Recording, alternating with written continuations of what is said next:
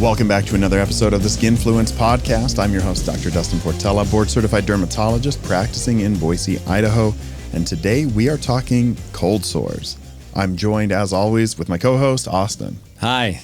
Happy to be here. Excited to talk about our favorite topic, cold sores. And we're going to talk about what they are, what they're caused by, can we prevent them, and then myths associated with them. Yeah. And if you thought pimples popped up at a bad time, cold sores are probably worse. Oh, yeah. They're always when you're stressed. Yeah. So the first thing I think we should cover is what is a cold sore? Essentially, this is a reactivation of a virus that is in the herpes virus family. Yes. And people just hear herpes and they just have the worst images come to their mind. But there's several different kinds of herpes viruses. Yep. The kind that we're going to be talking about today is called HSV1 and HSV2, herpes simplex virus 1 and herpes simplex virus 2. There's also varicella zoster virus. Yep. And this is what causes chickenpox. Yep. And then it can cause shingles if it reactivates as an adult, but that is in the herpes virus family. Yep. Not the same. Not the same. But can appear similar. Can appear very similar. So we're focusing on HSV1 and HSV2 today. And a unique feature about these viruses is that once they are inside the body, they will never leave. Yep. You have it forever. So that's what makes them so frustrating. They can pop back up at the most inopportune times, but they are incredibly common. Yep. Do you get cold sores? I do not get cold sores. Oh, you're lucky. Yeah. When I was in medical school, right at the end of the first year of medical school and right into the summer, I started to get a breakout on my shoulder of something that was incredibly painful. Yeah. And I couldn't even wear a shirt. It hurt so bad.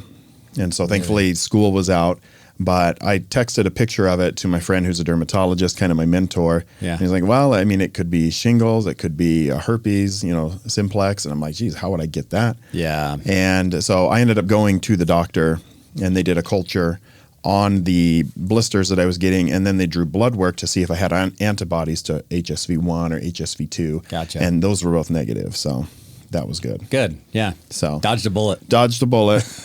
Probably through my college days. I didn't try to contract herpes, but I wasn't trying to avoid it. Should you try to contract herpes? Oh, that's amazing. So that's kind of what we're funny. dealing with is the herpes simplex virus, which causes cold sores. It's incredibly common. Yeah. I want to see what percentage. 60%. 60%? Yeah, so I have it pulled up for you if you want. ChatGPT. Oh, I trust ChatGPT. So about 60% of the population. 67% of the global population, and then 50 to 80% have the virus but don't express it, it looks like. Yeah, so they've been exposed to it, but they don't manifest symptoms of it. So that's good to know. So we're talking... Maybe you're exposed to it. Well, I don't have antibodies.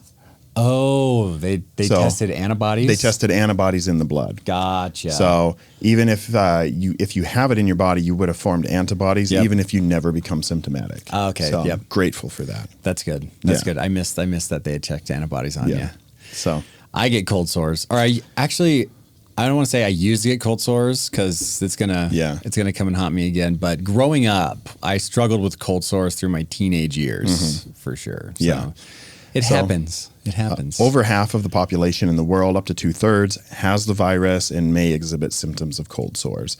And essentially the most common areas that those are going to pop out is anywhere around the lips. They tend to reactivate in these areas because that's the areas that we generally contract it. Yep. They're contracted by coming in direct contact with the virus on broken skin. And so, they call mononucleosis the kissing disease, but often kissing is a way to transport the herpes simplex virus from one person to another. Totally. I like to blame my mom for my cold sores because she was an avid Diet Coke drinker. She struggled with cold sores all the time, and she would leave her Diet Cokes out on the counter, and as kids you just run by and take a sip, and that's where I think I may have gotten mine. So sharing cups or utensils with people who have cold sores, but kissing is a very common way that gets passed. Cold sores aren't just for the lips, but they can show up basically anywhere on the skin. I recently had a patient come in who he came in on the day one of what looked like, I thought it may be maybe HSV or something like that, maybe shingles, just had a red patch on his face, just red and very tender. And I was like, it's hard to tell. It's very early, but I think it may be this. And so I gave him my phone number. And then over the past couple of days, he texted me, it manifested into classic, what looks like HSV. But it can show up anywhere, the back, the rear end, the legs. And the genitalia. There's a unique presentation called herpes gladiatorum. So this is something that's common in wrestlers.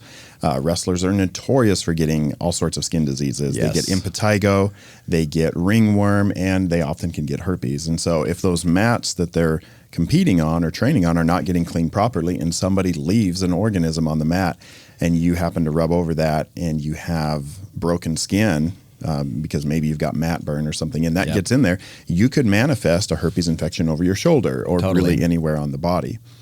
HSV1 is commonly thought of as being the one that affects the orofacial area. So it can pop up on the lips, the nose.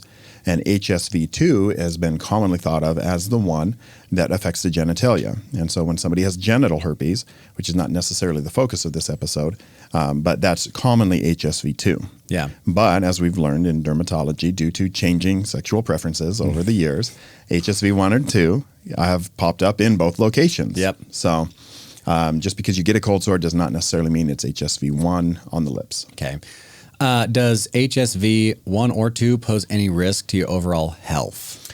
If you are immune suppressed, if you are immune compromised, then herpes simplex viruses can be devastating. If they get into the central nervous system, they can be lethal in some circumstances. And this is also why we want to encourage people to be very cautious with newborns. And you shouldn't let a whole bunch of people come and kiss your newborn baby, because if they happen to have a cold sore and a baby's immune system is not fully developed, the chance that they get herpes encephalitis is higher, which can lead to permanent mental disability, or it could unfortunately lead to death. I remember a case when I was rotating. I was a medical student still, and I was rotating at a dermatology program in the northern suburbs of Detroit. And there was a baby that was brought in by the mother and had a herpes infection over their entire face. This baby had very bad eczema, and the mother had kissed the baby while she had a cold sore. And because the skin was broken all over the face due to very bad eczema, that virus just spread all over. Now, this baby wasn't exhibiting any systemic symptoms yet, but they were admitted to the hospital. They were given IV medicine for antivirals. They ended up doing great, but it is just a word of caution that you have to be careful with babies. If you are prone to cold sores, you need to be very careful about kissing your babies, and certainly just don't let strangers or every single relative come and give your baby a kiss. So an uncommon variant we see, like you had mentioned, eczema herpeticum, where you have some sort of barrier dysfunction, eczema, and that virus can then get into the skin. I had a similar case in my early years in dermatology, saw probably a young toddler with severe eczema covered with eczema herpeticum. It was just everywhere. So they also ended up at the hospital, but they ended up being okay. And I think they put them on IV antiviral medications. So if we bring it back to just your common cold sore, you get that popping up on the lip, early warning signs. What should people be looking out for? I'm a pro at this because I've had so many outbreaks. So the almost always the initial warning sign that you're going to get an outbreak is you feel this itchy or tingly sensation over the site where you're going to have an outbreak. On the lips, your lip is going to feel very odd, tingly, and your attention will be drawn to it. You'll notice it. It's not something that's very subtle. And then over with the next 12 or so hours, you may start to notice redness showing up, and then blistering will follow. And then over time, those blisters will scab over and then slowly subside. You'll start to get pain increasing. Start with that little tingle, and then the pain starts coming on. So when that happens, and if you've had multiple cold sores, generally you kind of know when they're coming on. So treatment options, what can you do over the counter? Over the counter, Abreva has been shown to shorten the duration of the outbreak, which usually lasts 2 to 3 weeks until it's completely resolved. Abreva can shorten that duration if you catch it early. If you wait later in where it's blistering and it's been maybe 3 or 4 days and it's there and it's established, Abreva may not do too much for you. Yeah. But at that point, if you're feeling a lot of pain or discomfort, you can do topical lidocaine, things like that. Ice or can help with some of the pain. And then a low strength, maybe over-the-counter hydrocortisone if the area is very red and inflamed to help try to bat down some of that inflammation. But we'd want to try to not overuse topical steroids. Right, especially on the face. Especially on the face. There is some evidence that taking lysine, which is an amino acid, can help reduce the incidence of developing cold sores. So if you have that virus, you know you get it, and you don't want to take a prescription medicine, it's not nearly as effective as the prescriptions. Yeah. However, taking lysine regularly may help to reduce the number of cold sores that you get, and it may shorten the duration if you started early. Yeah. Another thing that they've found over the years is that people who are deficient in zinc and get cold sores tend to break out more frequently. And so zinc supplementation, if you're deficient in zinc, can lessen the amount of outbreaks you get. But taking zinc to treat an active outbreak, Not been shown to help. Yeah, not been shown to help, really. Now, if you get a lot of cold sores, that's not a call to just go start taking a zinc supplement. For sure. Ideally, you should get tested and see if you're deficient in zinc. And we see this more commonly over the winter when people are trying to take zinc regularly so they don't get a common cold because it has some antiviral properties. But when you start taking a lot of zinc, it will interfere with the amount of copper that your body has. So it can make you copper deficient, and so many enzymes in our body need copper. You can actually then become copper deficient and lead to other side effects. So you don't always just want to supplement something, even though it seems like it's a safe over-the-counter option. Yeah. You should be testing your zinc levels to see if you are deficient. And if you are, then you can add that. Other over-the-counter options, those are the main ones that I typically would use. People like using the lidocaine though, because it is just painful. You can't really move the mouth. You can't eat really well. Sometimes it can show up on the inside of the mouth. Those are more difficult locations to treat and sometimes may warrant prescription medications. Yeah. A friend I knew in high school who was a wrestler ended up getting a herpes infection that actually went to the oropharyngeal space. Oh, really? Made it very difficult to swallow, very painful. I think they spent a day or two in the hospital for that. Yeah, that's not fun. No. I've had it a couple times, like in my gums, and it's not a fun experience. I really empathize with people who struggle with cold sores. Yeah. In those early days of the cold sore, when you're just starting to feel that, when it starts to turn red, and when you have the blisters, those little vesicles, and that is when you are shedding the most virus, and you're most likely to be able to spread it to someone else. And that's the time you need to be the most careful. Once everything has scabbed over, the amount of virus that you're shedding off is significantly reduced. Yeah. So it's very important to be aware of, are you being intimate with anybody during that time? Are you sharing cups or utensils or anything like that? If you have active blisters, those are the times to tell your partner, your loved one, hey, I love you. We'll give you a hug, but no kissing today. No kissing today.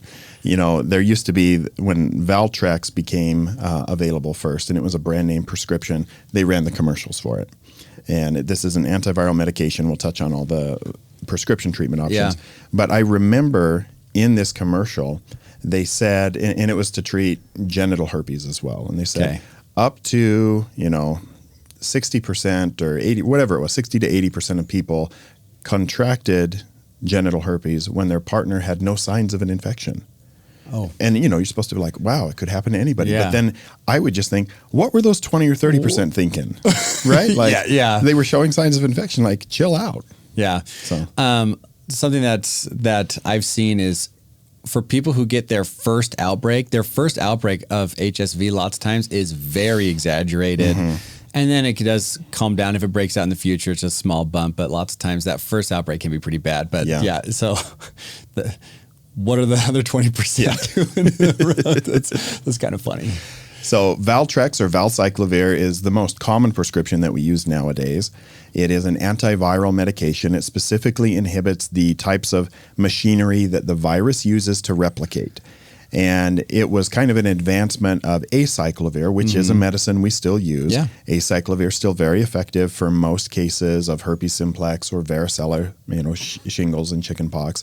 But the advantage is that Valtrex just doesn't have to be dosed as frequently. Yes. If you're suffering from a cold sore or from shingles, then Valtrex has to be taken 5 times a day. Yeah. And if you want to take that evenly, you're like, are you waking up in the middle of the night? Whereas Valtrex is something that you only have to take 2 or 3 times a day, depending on what we're treating. Yeah.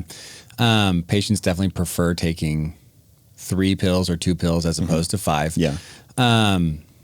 It is a big pill to take. Yeah. It's sometimes comes with a big blue pill, but patients are generally really pleased with the results. Now, there's ways to dose it depending on if you catch it early enough.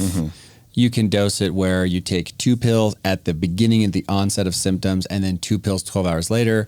That can be inconvenient sometimes. You may have to wake up and take the pill, but try to take it morning and night or whatever, or at night and in the morning. And then if you catch the virus or catch the outbreak later, then it may be good to do the 3 a day. Course. Yeah, exactly. So those are kind of the main treatment options. There are other antivirals that can be used if we're facing resistance, if we're not seeing things get better. Those are not things we commonly prescribe, in the office for people. Those are, they're getting them IV in the hospital, things like that. So that's kind of the landscape of treatment, both over the counter and prescription for cold sores. So let's have a little Did You Know? Okay.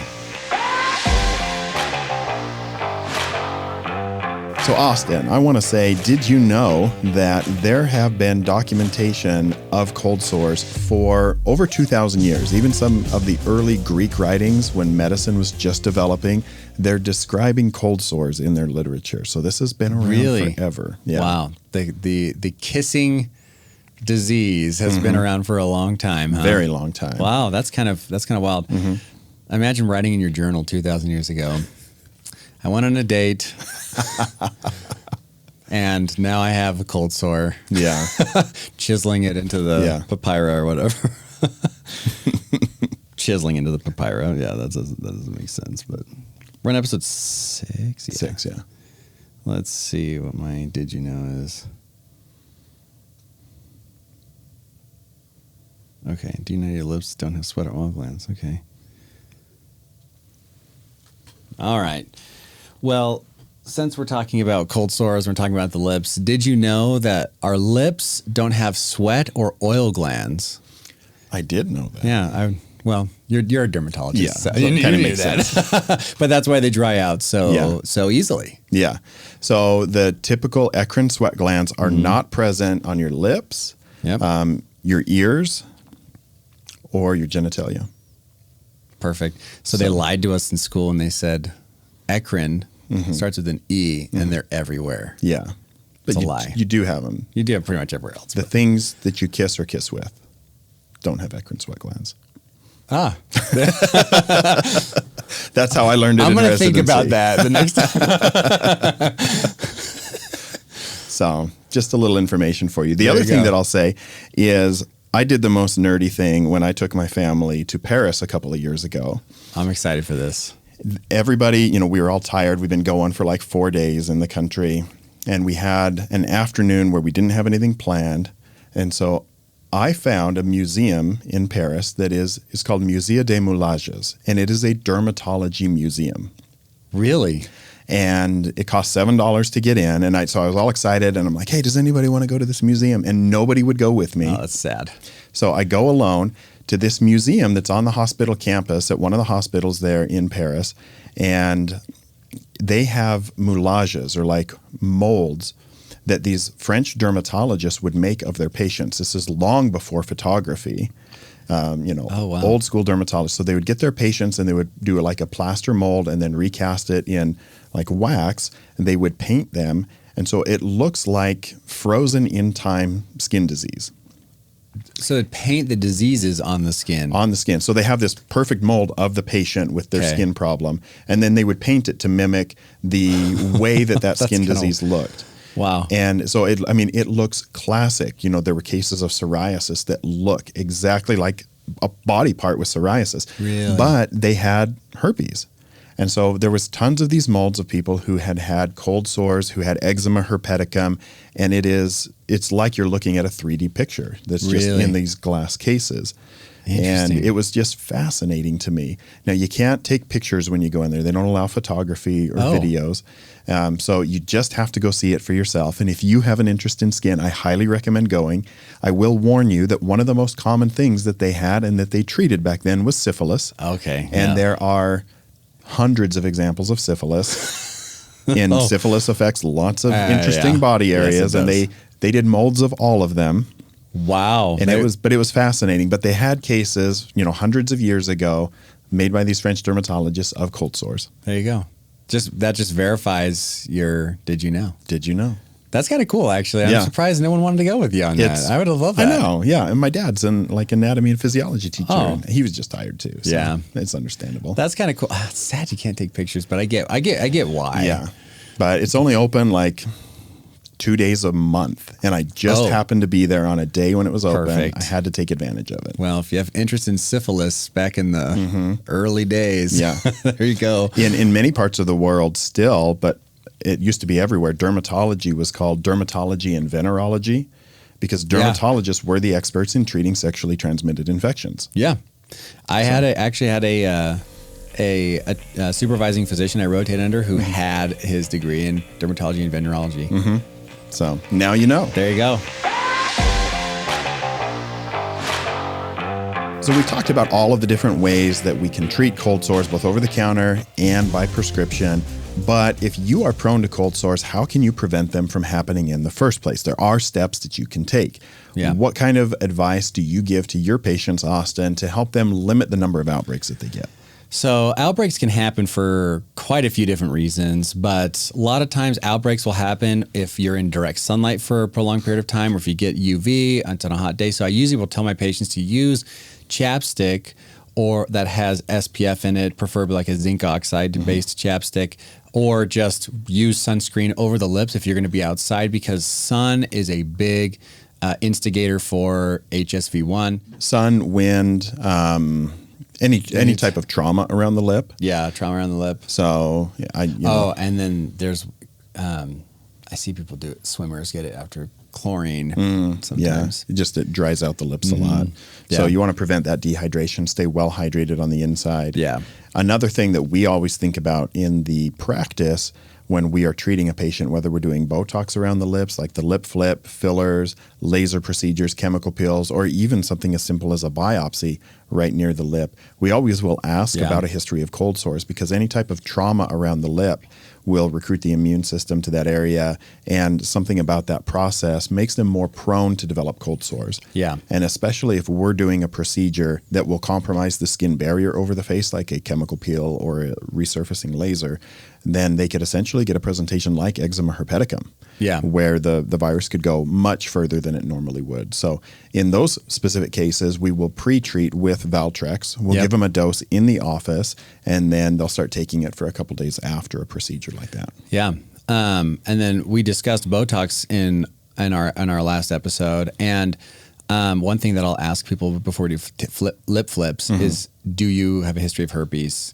Like cold sores. Yeah. And if they do, we may do prevention if it's something that happens frequently.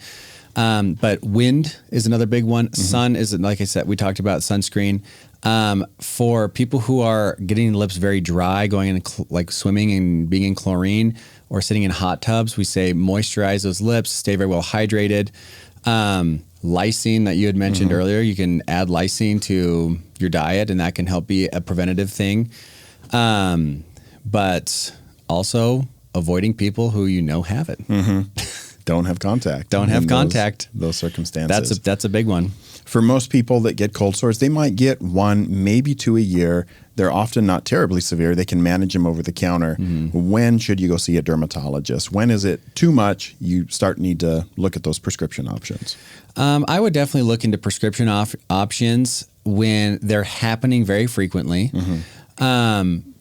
People live stressful lives, and sometimes their job is very stressful, work or home life is very stressful, and they just keep coming back because stress is a big cause for flare-ups. And so if that's happening, We can go on a prevention type regimen with Valtrex. You can take it once a day to prevent those flare-ups during the times where you know you're going to be overly stressed or at work or you're tired. Sleep is another way to prevent it. So people who get good, adequate sleep can also help prevent cold sores. People who get less sleep can actually break out more often. More stress is placed on their body. But if it's happening frequently, or if your outbreaks are just very severe and they can be debilitating at times. So people come in and they're like, I'm in front of people all day long. I can't have these big sores on my face. Then a preventative measure or preventative treatment regimen would be good. Yeah.